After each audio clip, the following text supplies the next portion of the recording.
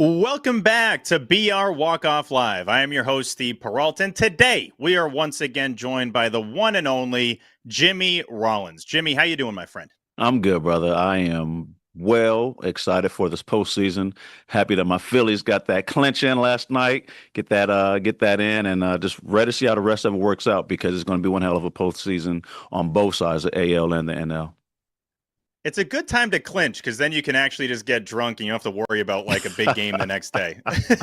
Right, right. I Is it feel like like some of these guys celebrate and it's like you got to play the next night in a really so? important And, game. and that's the thing. It's almost like you clinch, and the reward is you get one day off. Now you have to go out and try to Yeah. win the series, and obviously with the home field advantage, being in today's game for two teams, you have to keep playing for something. But the way it looks right now, Milwaukee's one, the Phillies are probably going to be number two unless something just tragically goes wrong and everything goes right for the Dodgers. But they can pretty much bank on that. You've earned yourself an off day. You've earned yourself one night. And it's the messy part is everybody else that got drunk that has to play the next day.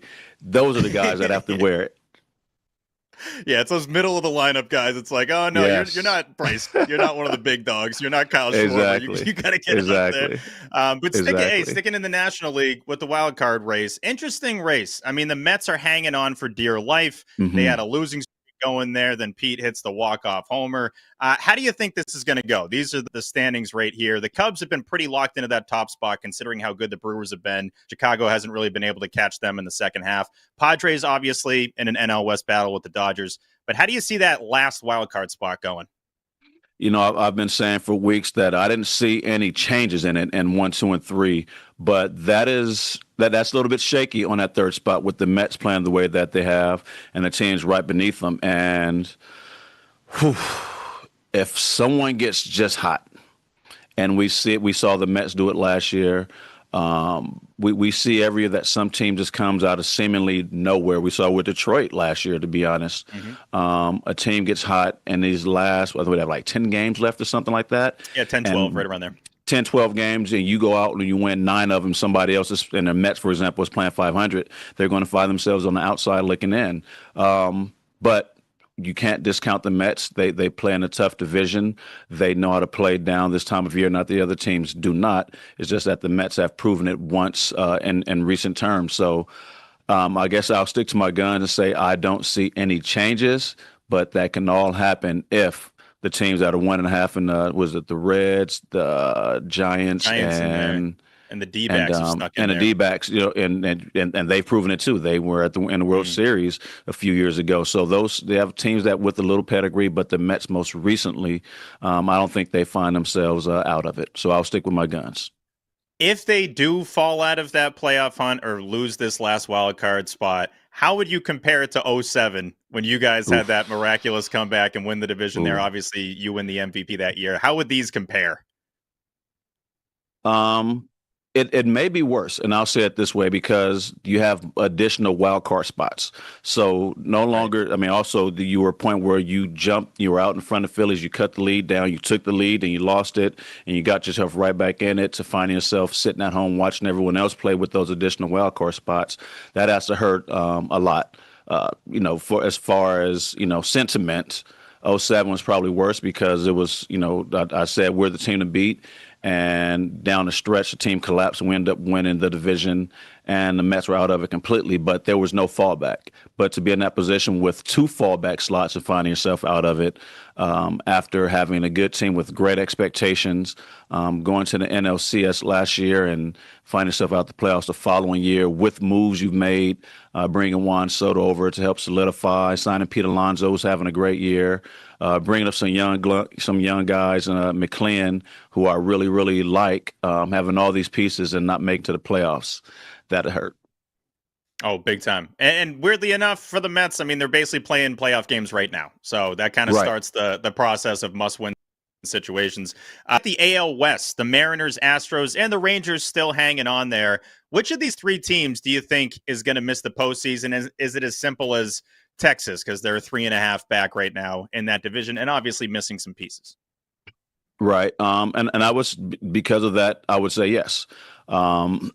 Houston, we were talking about this today on the 611 with Ryan, and you just can never discount them. They find themselves in it. It doesn't matter what changes they make, who they lose, who's healthy, who's not healthy.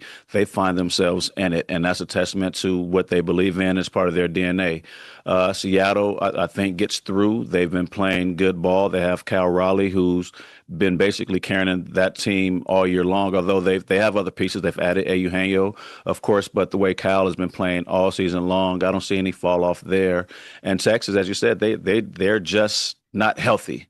They when teams have that magic, it's something that you see, it just pops up and you can see it starting to build. And I don't really see that with them. I mean, it's almost been all year long that Seattle has been special, just been hanging around, hanging around. And the year prior, they were here, and I think the year before that, they got close. I think they get over that hurdle and sneak in. But once they get there, any team can be dangerous. But out of those three, I like Houston. Obviously, their pedigree. I guess maybe more hopeful for Seattle, but I'm not sure if the Rangers has what it takes at this very moment. But I'll always circle back. All it takes is one good week. That is very true. And I agree with your first point too earlier. One of these teams is going to get hot. There's a team that's going to finish like 9-1. You don't know who it is at this point, but there's somebody that's going to finish very hot. And hopefully, for their fan base, that can jump them right into the playoffs. I know we got a little bit of a time crunch, so we're going to wrap with Yankees and Red Sox potential playoff matter. We're talking about who has the edge in some key components, and starting off with starting pitching. Between the Sox and Yankees, who do you give the edge to? Starting pitcher, I like the Sox. I fully like agree the Sox. Yeah. If you pick the Sox ready, I'll be like, yep, thumbs up. Yeah. I mean, no bias, Steve. I'm not saying that there's any bias by you or by me, but I think they have the starting pitch and have some young guys that are going to come up and be huge. I think that's always an advantage that you're bringing up some guys that are relatively unknown that have major league ready stuff. It's just a matter of them handling the pressure. So because of that, I definitely go with Sox. And I see the next one is bullpen. I mean, I would have liked to have gotten that lefty out there still throwing 100, but they have that ninth inning figured out, and you have to have that ninth inning figured out. So I give that to the Red Sox also. New York has struggled in their bullpen, especially coming to close games. There's bridging from the starter to the closer, and they've had a little trouble over there in New York. So because of that, I give that to them. That's on it, like that 6 through 8 inning situation in the postseason. Probably the most important. I understand you want to close the game out and all that, but a lot of times your ace can only go 6, and it's a really close situation. You need those guys that can actually bridge the gap. I agree. Duvall's got like a 6 ERA for them. Obviously, Devin Williams, really tough season for him.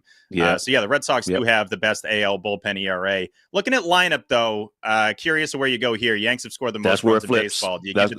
Okay, yeah. I love the Yankees lineup. I mean, they are the Bombers, and they have not lived that down. You got my man Chisholm hitting bombs, Judge hitting bombs. What's my guy at third? Jeez, why am I drawing a blank right now?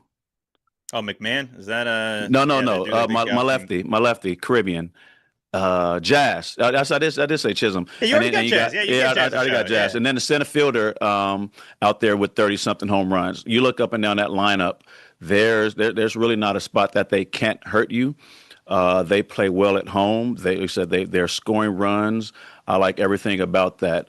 Boston, they've had gaps. They have injuries, and it's the playoffs. So is it pitching or is it offense? You have to score runs. Period. You have to score runs. Doesn't matter how good your pitching is if you can't put up runs. Not that the Red Sox can't. I just like the efficiency in which the Yankees have done it all season long. And we can do the last 3 rapid fire here. Defense, both pretty bad. Who do you give the edge to? Yeah. Oh, man. Is that a trick question? It's been a lot made about the Yankees defense not being so good. So, man, I'm going to give Boston just by a smidge. I'll give them the edge on defense. Playoff series, you want Aaron Boone or Alex Cora at the manager spot? I want a guy that's taking me to the top. And because of that, Alex Cora will get the nod. But I also like the fact that it's like one of those ones. Both guys love their team loves playing for them. Cora's smart, Booney's smart, but Cora has a ring, so I'd have to give him the nod there. And we already put the check in there, so that is Yep, non-refundable. We can't it take that is. back. Last one is chemistry on the list. It's been an interesting season for both teams. They've gone Yep. through a lot. I think they've had to overcome a lot of obstacles. Who would you pick there? hmm I would give that to the Pinstripes.